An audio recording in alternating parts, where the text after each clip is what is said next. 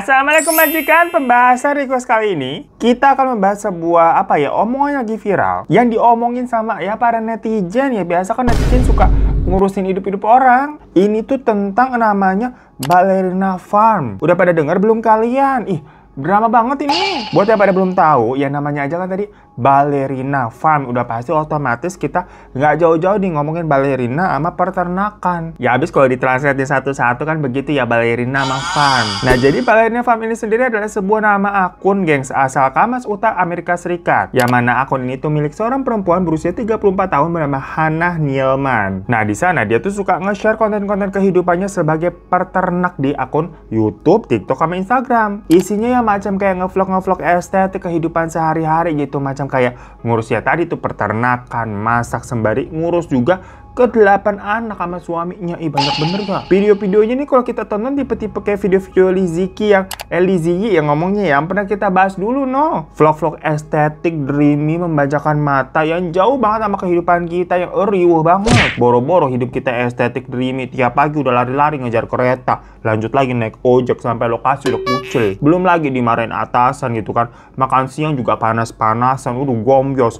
Pulang nih harus macet-macetan lagi, aduh pusing. Lah jadinya kita nih kalau nonton vlog-vlog estetik begitu kan macam aduh enak banget ya hidup slow living, santai, tetap cantik, tenang begitu kan melakukan semuanya. Ada emang bener kehidupan se-enjoy itu? Atau semuanya hanya tipu-tipu belaka? Ya makanya nih layaknya netizen emang suka nontonin hal-hal di luar kehidupannya sendiri macam kayak mimpi. Yang gak usah jauh-jauh lah, kita kalau nonton drama Korea kan seneng banget gitu rasanya ya. Padahal di kehidupan nyata kagak ada kisah romantis yang sedrama Korea itu. Kamu jangan banyak mengharap sama dia, nanti kamu sakit hati. Namun, baru-baru ini, Ballerina Farm itu tuh justru banyak diomongin orang. Karena usut punya usut, si Hannah nih selaku pemilik akun itu tidak benar-benar bahagia menjalani kehidupannya yang selalu dia pertontonkan. Dimana baiknya menduga kalau dia tuh terpaksa menjalani kehidupan seperti itu perkara suaminya nih yang bernama Daniel Nealman. Karena memang suaminya lah yang meminta Hannah untuk fokus menjadi ibu rumah tangga dan ngurusin anak serta peternakan juga. Padahal dulunya si Hannah ini katanya punya sebuah mimpi besar untuk jadi orang kaya. Saya cuma punya mimpi jadi orang kaya. Salah, itu mah gua ya, bukan Hannah. Ulang ya. Padahal Hannah ini katanya dulu mempunyai sebuah mimpi besar menjadi balerina terkenal. Jadi dari kecil si Hannah ini sebenarnya punya cita-cita menjadi seorang balerina. Dan saking pengennya dia menjadi seorang balerina, Hannah ini tuh sampai belajar di The Juilliard School. Yang mana itu merupakan salah satu sekolah seni terbaik yang ada di New York sana. Yaitu sekolah pokoknya terkenal banget gengs. Buat masuk sana aja tuh nggak gampang, macam prestis lah kalau kalian bisa sampai masuk sana, bener-bener anak pilihan. Ya karena memang dia berbakat dan getol juga ya, obsesi, akhirnya berhasil masuk sekolah itu dia tuh. Nah di sana dia kenalan sama seorang cowok, yaitu ya si Daniel, maksudnya akhirnya menjadi suaminya. Dimana mereka pertama kali ketemuan tuh pas lagi ada pertandingan basket gitu antar sekolah. Singkat cerita, kepincut lah satu sama lain. Dan akhirnya mereka pacaran lalu menikah. Dan setelah menikah, habis itu punya anak, kehidupan Hannah tentunya langsung berubah total. Yang tadinya dia fokus tuh buat ngejar cita-citanya, sekarang jadi kepecah nih. Karena Hannah ini harus ngurus suami sama anaknya. Tapi di sisi lain, dia masih pengen nyalurin kreativitasnya. Makanya si Hannah ini akhirnya bikin channel dengan embel-embel nama Ballerina, yang merupakan mimpi yang tidak tersampaikan begitu loh. Nah, yang membuat orang-orang jadi kasihan dan pada ngomongin, udahlah berarti kan ini cita-cita menjadi balerina pupus nih. Ditambah ternyata suaminya itu memperlakukan Hannah nih macam kayak budak gengs. Hannah tiap hari itu harus ngebantu di peternakan. Mau dia lagi sehat, mau sakit, mau bunting, mau apa juga terpaksa dan dipaksa kerja terus. Masalahnya Hannah ini kan juga sampai punya 8 anak. Semuanya nih ke-8-nya dilahirkan dengan cara yang normal, dimana Hannah ini tidak pernah dikasih obat penyereda nyeri sama sekali, bener ya? Obat painkiller begitu, pereda nyeri, bener ya? Ya mungkin karena di sini kan memang image dari Hannah dan keluarganya itu di Ballerina Farm image keluarga tradisional, kehidupan macam kayak Harvest Moon begitu ya. Makanya melahirkan dengan cara yang normal dan biasa tradisional itu dimaksudkan kayak back to nature ya. Dulu kan zaman dulu nih orang kalau lahiran begitu aja gitu, mana ada painkiller segala macam. Ibarat kata di desa tuh zaman dulu kan paling dibantu sama bidan sama dukun anak gitu ya. Nggak ada namanya dokter obgyn atau mau sesar, waterbird segala macam kayak zaman sekarang. Namun masalahnya ya selain gimana pun juga kan ini zaman udah modern ya. Yang lahiran dengan cara konvensional biasa di rumah tuh walaupun ya nggak apa-apa sih. Namun resikonya ada gitu besar, mungkin tidak steril atau bisa sakit segala macam. Yang kalau konteksnya ini nggak punya uang buat ke rumah sakit, ya udah itu lain cerita, kita juga bisa ngerti. Tapi ternyata background dari suaminya si Daniel ini, itu dia anak orang kaya, gengs. Kayaknya bukan sekedar kaya, emang konglomerat. Kayaknya si Daniel tuh itu namanya David Neeleman. Yang mana Pak David ini punya salah satu maskapai penerbangan komersil di Amerika sana. Lah udah pasti tajir macam Susi Air. Udah gitu dulunya nih awalnya katanya si Daniel yang ngejar-ngejar Hana, giliran udah dapet, lah kok malah dijadiin babu kayak kita. Enggak, tapi untuk majikanku semua kagak kayak Daniel. Baik-baik, ini kagak pelit-pelit ya buat tidak skip-skip iklan, terus nge-like, subscribe juga ya. Kalau kagak begitu, fix lu kayak Daniel. Bayangin aja abis nih gengs ya. Dulu pas PDKT, Hana ini sebenarnya masih lebih fokus dan berat ke belajar seni. Karena kalau masalah urusan asmara ya buat selingan aja lah, namanya juga anak muda buat ngisi cerita hidup. Tapi beda cerita sama si Daniel yang lebih ugal-ugalan mencintai si Hana. Ya abisnya dulu Hana kan ini masih penari balet, gimana sih image-nya udah pasti cantik, bodinya mah bagus begitu ya. Sampai suatu hari di tahun 2011, Hana ceritanya nih ikut nih pendidikan balet di kota lain. Kalau di sini macam student exchange begitu sebutannya ya. Nah pas dia terbang tuh naik pesawat kan, lah toto sebelahnya si Daniel. Apakah memang sekebetulan itu? Apakah memang dia jodohku begitu? Pasti kan bertanya-tanya tuh si Hana ya. Tapi inget gengs, kita mau udah sering bahas yang namanya kasus-kasus di dunia ini kagak ada namanya berkebetulan. Kalau nggak kita yang atur ya memang Tuhan yang atur. Tapi kalau bukan donatur, dilarang ngatur. Nah, di case ini, jawabannya semuanya itu adalah si Daniel yang emang ngatur. Dimana dia memang sengaja pesan bangku sebelahan sama Hana. Lah ternyata si Hana ini naik maskapai punya si bapaknya Daniel. Ya kan bapaknya Daniel tadi punya perusahaan penerbangan. Ya jadi makin gampang itu ngeset-ngeset lewat jalur orang dalam. Ya kayak itu si Daniel ya. Tapi di situ Hana belum tahu apa-apa ya. Dia cuma melihat ada Daniel di sebelahnya lah kaget. Si Daniel juga ya pura-pura kaget. Kok bisa kita kebetulan ini? Macam adegan-adegan di drama-drama Korea. Tuh makanya drama Korea cerita-ceritanya di kehidupan nyata mah settingan. Yang dari situ akhirnya mereka ngobrol tuh sepanjang perjalanan. Singkat cerita ya udah si Hana sama Daniel nih makin deket, pacaran kan. Nah karena Daniel ini ngerasa si Hana itu mungkin spek Dewi begitu ya, cantik segala macam. Sayang banget nih kalau dilepasin. Akhirnya dipepet terus. Yang mana setelah 3 bulan resmi pacaran, si Daniel langsung ngajak nikah. Ini antara serius sama ngebet beda tipis kali ya.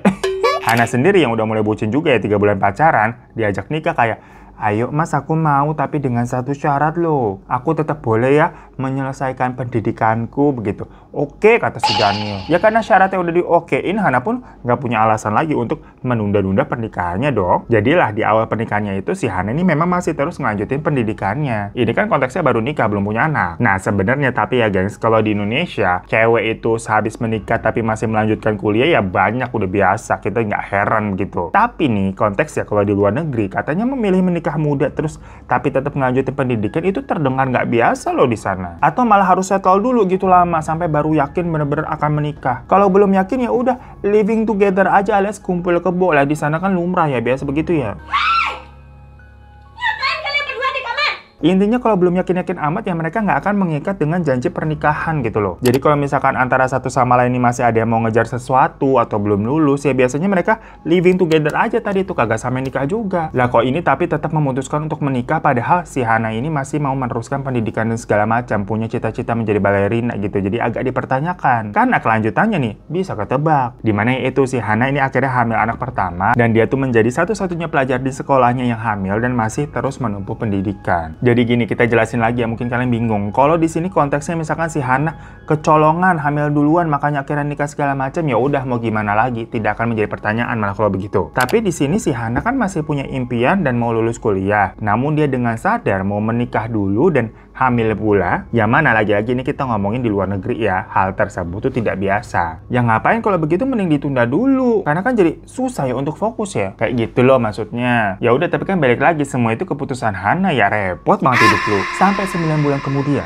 lahirlah anak pertamanya tuh, laki-laki, diberi nama Henry. Yang gak lama dari situ si Hana akhirnya ya lulus tuh dari sekolahnya. Tapi apakah setelah lulus dia lanjut tuh ngejar mimpinya menjadi balerina? Jawabannya tidak gengs. Karena ya Hana akhirnya lebih memilih untuk ngurus anak. Ya nggak salah sih dengan pilihan itu, mulia-mulia aja. Yang menjadi masalah apakah dia akhirnya bahagia? Karena si Daniel ini seperti mempunyai mimpi lain. Yang pas kita dengar mimpinya si Daniel, ini emang orang kaya rata-rata suka aneh-aneh kelakuan ya kalau kebanyakan duit ya. Karena kan dia dari orok nih selalu mendapatkan semua fasilitas dengan mudah, mewah semua. Nah, si Daniel ini justru pengen ngerasain hidup sebaliknya. Bukan hidup susah juga sih maksudnya, tapi lebih merasakan gimana rasanya hidup slow living, sederhana aja ala-ala kehidupan orang dulu. Yang cuma mikirin apa ya buat makan dan kerjaan sehari-hari aja. Macam tadi di game Harvest Moon. Yang mana gagasan hidup seperti itu tuh mengharuskan Hana untuk mengubur impiannya dalam-dalam menjadi seorang balerina dan mengikuti keinginan suaminya menjadi full-time mom sambil bantu-bantu di peternakan. Ya kehidupan tersebut akhirnya mereka jalani terus tuh sampai si Hana sama Daniel ini punya 8 anak. Lagi-lagi kan kita ngomongin bule ya di luar negeri. Punya anak sebanyak begitu kan kayak berbeda, apalagi jaraknya tuh deket-deket, masih kecil-kecil semua, gengs. Lah orang luar negeri aja sekarang kan pada ogah punya anak. Pasti kalian tahu kan isunya nih, berita-beritanya seperti itu. Ya pokoknya anak yang pertama tadi kan namanya Henry tuh laki-laki yang sekarang tuh berusia 12 tahun. Yang kedua Charles laki-laki juga 10 tahun. Lalu George laki-laki lagi 9 tahun. Lalu ada Franz 7 tahun nih perempuan. Louis perempuan 5 tahun, Martha perempuan 3 tahun, lalu ada Mabel nih perempuan 2 tahun, dan yang terakhir adalah Flora perempuan lagi usianya 1 tahun. Bener-bener antara satu sama lain jaraknya sekitar 2 tahunan aja, gengs. Macam kayak abis lahiran, kosong setahun, isi lagi, brojo lagi, kosong setahun, isi lagi, brojo lagi. Ya gitu aja nih auto. Saingan sama geng Halilintar lama-lama kalau sampai bisa 12.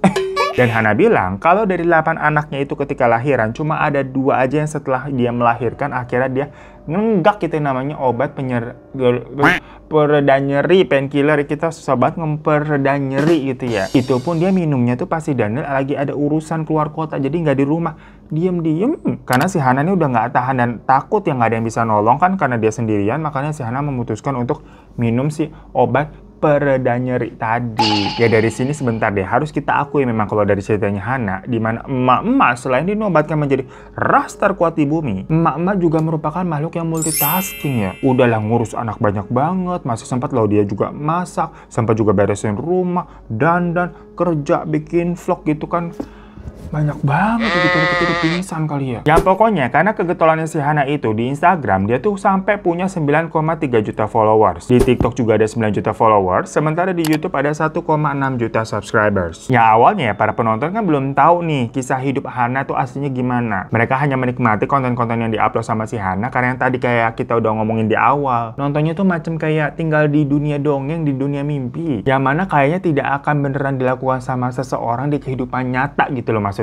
Habisnya ada tuh satu video misalkan dia mau makan pizza. Lah kita kalau mau makan pizza gitu udahlah tinggal delivery atau ojol gitu kan. Instan. Kalau si Hana kagak, semuanya dibikin dari nol. Dia buat rotinya, dia buat kejunya, mentega, sosis, semuanya manual sendiri, gengs. Ya fresh ya emang langsung dari peternakan miliknya. Tapi kan repot bener Tuhan. Satu-satu gengs ini maksudnya buat roti nih. Ya dari ragi dulu, lu adon gitu segala macam. Terus buat kejunya, diolah dulu dari susu sama bahan-bahan lain. Buat menteganya juga begitu. Sosis juga begitu, nyembelih sapi dulu lah. Kapan jadinya kalau kita keburu dah gerd dulu gitu kan, nahan lapar sama nahan emosi pula. Makanya orang-orang pada bingung. Dengan anak 8 ya, masih kecil-kecil semua ngurus sendiri. Tapi masih bisa begitu kan, harus bikin apa, mentega, roti, keju, semua lah. Itu gimana konsepnya, gimana bagi waktunya juga. Makanya banyak yang skeptis. Kayak nggak mungkin deh kalau semua pekerjaan tuh Hana yang ngelakuin sendiri. Palingan ya sebenarnya ya dia punya mbak atau ART di jangan-jangan deh. Tapi ya nggak masuk kamera aja, nggak di-shoot. Namanya juga konten kan, ditunjukkan hal-hal yang menjual aja gitu ya, dikemas sedemikian rupa. Dan pertanyaan netizen tuh akhirnya juga mulai terjawab melalui sebuah artikel yang berjudul Meet the Queen of Tried Wife and Her Children yang diterbitkan oleh The Times. Dalam narasinya di The Times itu menggambarkan kalau kehidupan Hana ini tuh ternyata dia jalani memang tidak semudah dan tidak seindah yang terlihat di sosial media yang dibagikan. Yang mana selama ini kan kita nih netizen-netizen atau followers si Hana tuh berharap bisa punya kehidupan yang begitu juga kayaknya enak ya, slow living, hidup tenang, nggak banyak pikiran gitu kan, ya udah menjalani kehidupannya sehari-hari. Tapi ternyata realitinya Stres kakak. Karena Daniel sama si Hana tuh beneran gak punya karyawan, geng. Semuanya bener-bener mereka urus sendiri dari nol. Mereka ngurus ke-8 anaknya sendiri, nanam bahan-bahan makanan sendiri, panen sendiri, masak sendiri, telan sendiri. Hewan ternaknya juga begitu ya, bersihin kandang sendiri, ngasih makan sendiri, nyembelih sendiri, ngolah daging sendiri. Pokoknya semua serba mandiri. Belum lagi kalau anak-anaknya lagi tantrum, lagi sakit lah, apakah gak pecah itu kepala? Kita dengernya aja juga udah capek duluan ya. Dari situ banyak orang yang mulai menilai kalau Hana ini mungkin menganut pola pikir tradwal atau pemikiran yang tradisional, menganggap bahwa wanita memang tugasnya itu adalah ya menjadi ibu rumah tangga aja, di rumah aja, ngasuh anak segala macem. Yang seringkali memang tradwife itu tuh sering dikaitkan dengan budaya patriarki. Maksudnya ya kayak semacam laki-laki di atas wanita lah. Wanita harus nurut semua perintah laki-laki. Dimana netizen tuh beber kayak nggak habis thinking. Ini kan si Daniel anak orang kaya ya. Padahal nggak apa-apa loh kalau misalkan mereka nggak harus sejadul itu kehidupannya, pakai cara yang lebih instan dikit mungkin. Yang penting tidak mempersulit hidup sendiri gitu, karena bisa stres. Bela-belain hidup begitu kan kayaknya lelah ya. Namun balik lagi, semua itu kan hanya komentar dari netizen. Abis ya ujung-ujungnya yang ngejalanin kan ya mereka ya, maksudnya si Hana sama Daniel. Ya terserah mereka hidupnya mau bagaimana sebenarnya ya. Kamu jangan urus urusan saya. Kamu urus aja urusan kamu sendiri. Nah, pokoknya ada nih yang bikin heboh, ada sebuah wawancara dengan media. Itu mengatakan kalau alasan kenapa Hana ini nggak disediain asisten rumah tangga, dimana katanya Daniel tuh memang nggak percaya sama orang lain, dan dia cuma percaya sama Hana untuk mengurus anak-anak dan rumah tangganya. Tapi konsekuensinya ya si Hana nggak bisa kemana-mana. Soalnya misalkan kalau dia pergi, anak-anak gak ada yang jaga. Intinya si Daniel bilang kalau dia tuh berusaha memenuhi kebutuhan keluarganya dari A sampai Z. Dan sebagai gantinya, ya Hana lah yang akan ngatur kebutuhan dan pengeluarannya tersebut. Macam suami nih yang nyari kerja, dapat gaji, istrinya yang mengelola gitu loh. Dan di sisi lain, Daniel ini juga bilang dia nggak pernah membatasi kesenangannya Hana. Buktinya, di peternakan mereka, itu ada satu ruangan yang dijadikan studio baletnya si Hana. Dan Hana bebas kapan aja katanya untuk latihan balet di situ. Namun ternyata, studio balet yang dimaksud itu tuh digabung dengan ruang belajar anak-anak, alias ya sebenarnya bener-bener bukan studio balet khusus ya, macam ruang serbaguna aja. Yang dari sini juga ketahuan kalau anak-anaknya Hana ini semuanya tidak mendapatkan pendidikan umum seperti anak-anak lainnya, alias mereka semua itu pada homeschooling, gengs. Dan diajarinya sama Hana. Buset, macam job desk kerjaan di Indonesia gitu ya, semuanya harus bisa. Terus kalau udah ngerjain sebanyak itu, apakah si Hana ini pernah sakit ngurusin ina itu begitu ya? Jawabannya pernah lah. Karena kan Hana bukan Wonder Woman-mu yang bisa terus menahan rasa sakit karena mencintaimu. Udah lama kita nggak nyanyi-nyanyi ya. Ya si Hana tuh pernah ya sampai sakit parah, udah tiduran doang di kasur gitu kerjanya, bed rest selama seminggu penuh. Tapi udahlah begitu ya, tetap aja si Daniel ini nggak mau nyari orang buat bantu-bantu buat ngurangin beban istrinya. Jadi selama si Hana sakit, pekerjaannya tertunda gitu, terbengkalai. Abis dia sembuh, ya dia kerjain itu pekerjaan-pekerjaan yang kemarin-kemarin belum selesai gitu kan, jadi numpuk ya, macam dirapel, gengs. Ya dari situ orang-orang makin mempertanyakan, ini si Daniel cari istri apa cari asisten rumah tangga sih?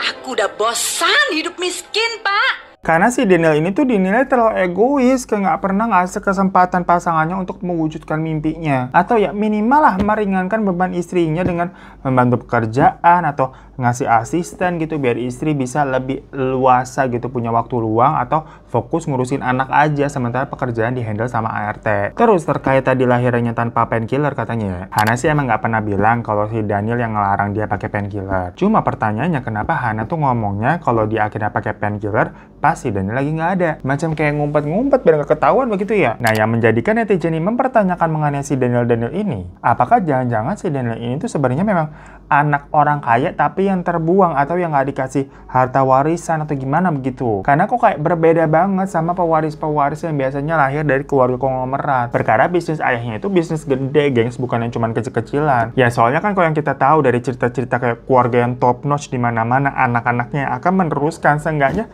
ditaruhlah di anak perusahaan. Kalau misalkan si anak dianggap nggak kompeten gitu, ya tetap dikasih jabatan tapi yang nggak terlalu di perusahaan yang besar, yang perusahaan cabang-cabang. Nah tapi waktu ditanya seperti itu, Daniel ini cuma bilang kalau pekerjaannya dia hanya pure sebagai pemilik peternakan aja sama pengelola channel dari Ballerina Farm. Yang padahal Yang bikin konten kan tadi istrinya, yang upload juga istrinya. Tapi kok dibilang si Daniel yang ngelocengnya ya? Apa kabar dunia? Ya makanya banyak netizen yang jadi pada kesian tuh sama si Hana. Dimana netizen akhirnya bisa melihat si Hana yang ternyata tidak sebahagia itu. Bahkan kayaknya penuh tekanan. Apalagi ada satu video lagi yang diperdebatkan, dimana di situ si Hana ceritanya dapat kado ulang tahun dari si Daniel. Si Hana udah sumringah tuh dapat kado kan. Dia sambil buka sambil nanya, iya apa isinya? Tiket ke Yunani ya? Karena dia lagi pengen pergi ke Yunani. Belum pernah liburan tuh semenjak dia punya anak. Tapi pas dibuka isinya apa? Apron, gengs, celemek dapur. Begitu yang seolah-olah kayak, yaelah nggak usah mikir liburan lu. Kerja! Kok kita jadi kayak deja vu sama majikan semua ya? Oh, jadi dia masih tidur. Bangun! Bangun! Ya dari situlah hujatan buat si Daniel ini makin kenceng, dimana si Daniel dianggap suami yang tidak pernah memikirkan kebahagiaannya si Hana. Dan Hana juga mungkin udah kecuci juga otaknya ya, makanya dia bisa nurut begitu mantap sama si Daniel. Tapi kemudian sebenarnya semua isu tersebut tuh dijawab sama si Hana melalui sebuah video yang baru aja dikasih judul tuh What I Have Been Thinking Lately. Di video yang berdurasi 1,5 menit itu, terlihat di sana Hana baru aja tuh memulai harinya, bangun dari kasur, membersihkan diri, terus sambil bilang kalau awalnya Hana mengira wawancara yang telah dia jalani itu adalah wawancara seputar kehidupan yang apa adanya aja. Dia tidak menyangka kalau orang-orang justru malah mencibir keluarganya setelah adanya wawancara tersebut. Hana bilang kehidupan yang dia jalani hari ini itu adalah keputusannya dia sendiri. Karena memang fokusnya setelah menikah itu bukan karir lagi, tapi ya Tuhan sama keluarga. Dia pun nggak pernah merasa terkekang katanya sama Daniel. Yang ada justru selama 13 tahun udah menikah, semakin hari si Hana ini semakin cinta begitu ya. Karena dia merasa memang nyaman menjadi istri, ibu, sekaligus CEO di peternakan mereka sendiri. Yang pokoknya setiap keputusan di dalam rumah tangganya itu, atau keputusan untuk peternakan, itu dilakukan rembukan oleh berdua, maksudnya Hana dan Daniel. Jadi pokoknya Hana berstatement hidupnya bahagia-bahagia aja pokoknya sekarang. Ya kalau kesimpulan menurut gue pribadi ya, ini tuh macam kasus-kasus netizen yang punya pemikiran atau asumsinya sendiri, dimana nih mereka menilai standar kehidupan seseorang tuh harusnya begini, harusnya begitu. Namun kan balik lagi, semua yang menjalani dan bisa mengukur kebahagiaan itu kan orang yang lagi jalanin tuh, bukan sesuai dari standarnya netizen ya. Ya misalkan kalau Hana sama Daniel emang bahagia hidupnya begitu, meskipun latar belakangnya si backgroundnya Daniel katanya anak kolong berat dan Hana memang punya bakat yang seharusnya dikembangkan, ya udah hidup-hidup mereka. Kita mah udahlah urusin aja hidup kita sendiri, cenah. Kalau nggak ada yang ngajak ngomong, gak usah nyeletuk.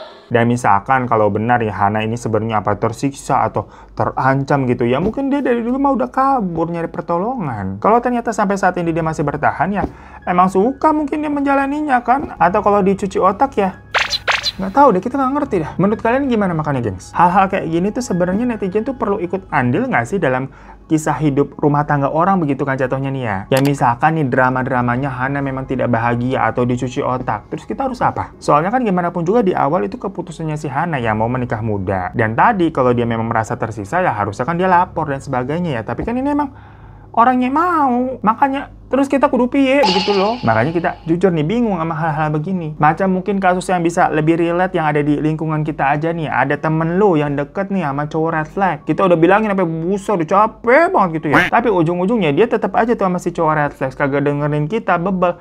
Ya udah kita mau gimana? Ujung-ujungnya kan ya udah hidup-hidup lu begitu loh. Kecuali teman kita tuh sampai digebukin, disiksa segala macam, sampai mengancam nyawa begitulah, itu beda perkara. Atau mungkin emang dia tipe-tipe yang suka disiksa. Tidak, gue nggak mau ngikut.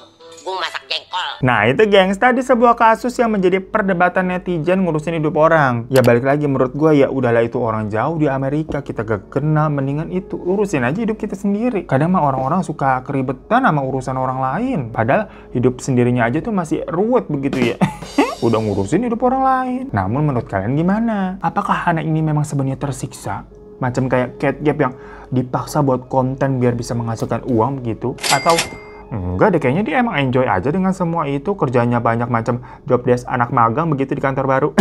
Coba komen di bawah ya. Bisa kalau kita baca komen-komen yang membahas tentang ini tuh, apalagi di X atau Twitter begitu maksudnya ya. Ramai banget itu pada kayak, kasihan banget si Hana tuh, harus kita tolongin, harusnya Hana tidak begitu. Nolonginnya juga kudu piye, bagaimana ceritanya. Ya udah, makasih ya majikan, mohon maaf kalau kita ada salah-salah kata, karena kita jujur bingung menanggapi hal ini. Karena menurut gue dari statementnya Hana aja dia bilang dia enjoy, bahagia. Terus kenapa jadi yang kebingungan netizen begitu loh, kita kagak paham. Karena menurut gue namanya kehidupan, apalagi ini rumah tangga orang tuh ya punya caranya sendiri-sendiri begitu. Kagak ada pakemnya, kagak bisa menurut kita A lebih bagus, tapi menurut mereka C lebih bagus, ya udah begitu loh intinya. Ya udahlah, terima kasih banyak yang udah menonton ya. Kalau ada tadi udah ngomong ya, kalau ada salah-salah kata ya kita pokoknya mohon maaf gitu. Kadang kita suka nggak keren gini mulutnya ya. Ya udah deh, assalamualaikum warahmatullahi wabarakatuh.